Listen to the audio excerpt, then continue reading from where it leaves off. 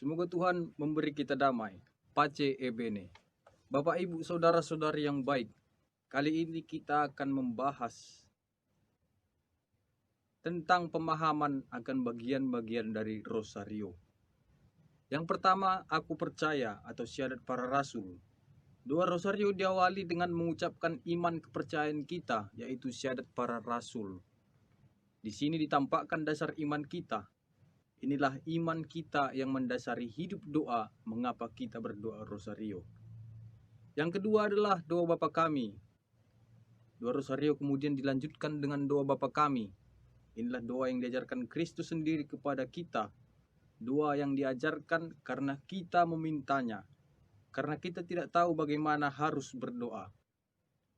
Maka kerendahan hati menjadi syarat utama dalam berdoa, termasuk berdoa Rosario.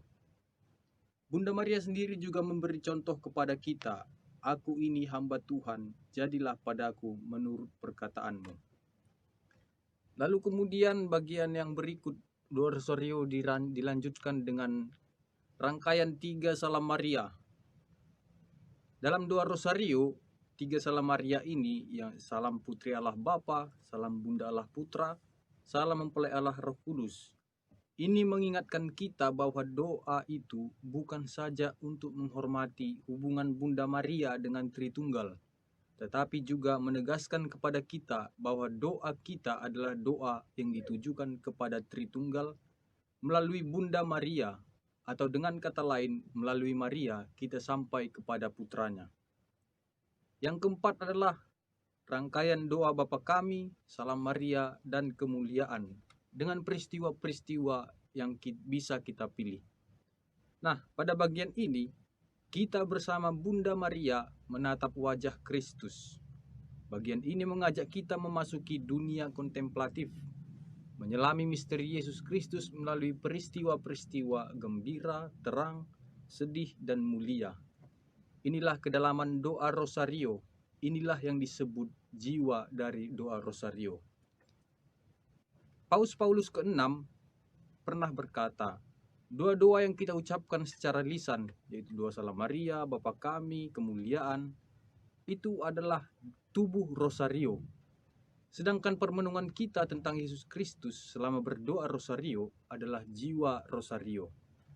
Maka penting bahwa di setiap peristiwa kita hendaknya hening sejenak merenungkannya, agar doa Rosario kita memiliki jiwa.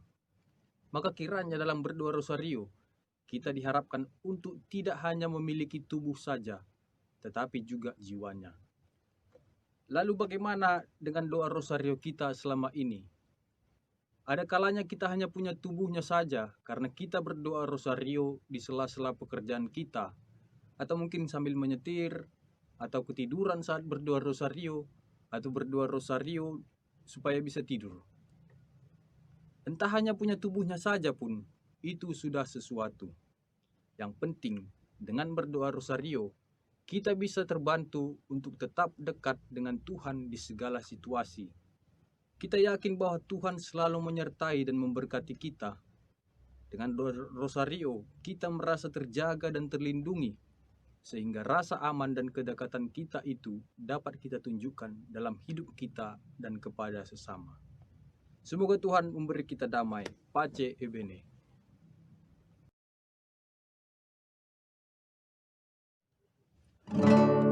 Mengikut Yesus keputusanku, mengikut Yesus keputusanku, mengikut Yesus keputusanku. Ku tak ingkar.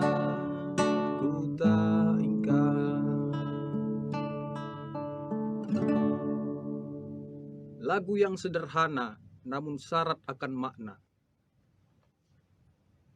Mengikut Yesus adalah keputusanku, maka apapun konsekuensinya, aku tak akan ingkar.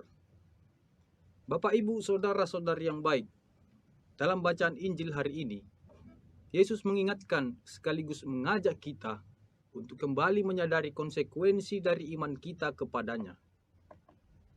Betapa ia menginginkan agar api Roh Kudus terus menyala di tengah-tengah dunia yang selalu berubah ini, dan terutama di dalam hati kita, untuk menyatakan kebenaran dan kebaikan dalam hidup kita. Betapa Yesus menginginkan agar baptisan dan iman kita itu berbuah dalam hidup kita. Seorang bapak diminta untuk meninggalkan kekatolikannya demi jabatan yang lebih tinggi di kantornya. Seorang pria diminta untuk menjadi Katolik oleh calon istrinya, atau sebaliknya.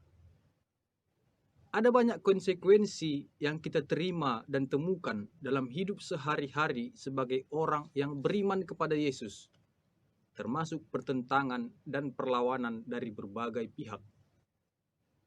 Situasi ini yang digambarkan oleh Yesus dalam bacaan Injil hari ini. Di atas semua pertentangan dan perlawanan itu, yang kita temukan akibat iman kita, kita diharapkan setia dan tidak ingkar pada Yesus. Mengikut Yesus berarti setia pada kebenaran sejati. Ketika semua orang berusaha untuk kaya dengan mencuri, mengambil hak orang lain, korupsi, sebagai pengikut Yesus, kita hendaknya berusaha agar mencukupi hidup kita dengan pekerjaan kita yang jujur. Ketika banyak orang tidak lagi peduli dengan orang di sekitarnya karena asik dengan hidupnya sendiri, mari kita membuka mata kita terhadap orang yang membutuhkan pertolongan kita. Ketika saat ini banyak orang tidak lagi menggunakan masker dan menjaga jarak, mari kita tetap mengindahkan peraturan yang telah dibuat bersama dan diyakini baik dan benar untuk kesehatan kita saat ini. Bapak, Ibu, saudara-saudari yang baik, sulit memang. Tapi untuk itulah dalam bacaan pertama ditampilkan kepada kita teladan Paulus yang berdoa bagi semua orang yang beriman kepada Yesus, agar kita tetap berpegang pada Yesus yang adalah jalan, kebenaran, dan hidup. Maka, mari kita saling mendoakan agar kita kuat dalam menapaki panggilan hidup kita masing-masing dalam Yesus. Semoga Tuhan memberi kita damai. Pace e bene.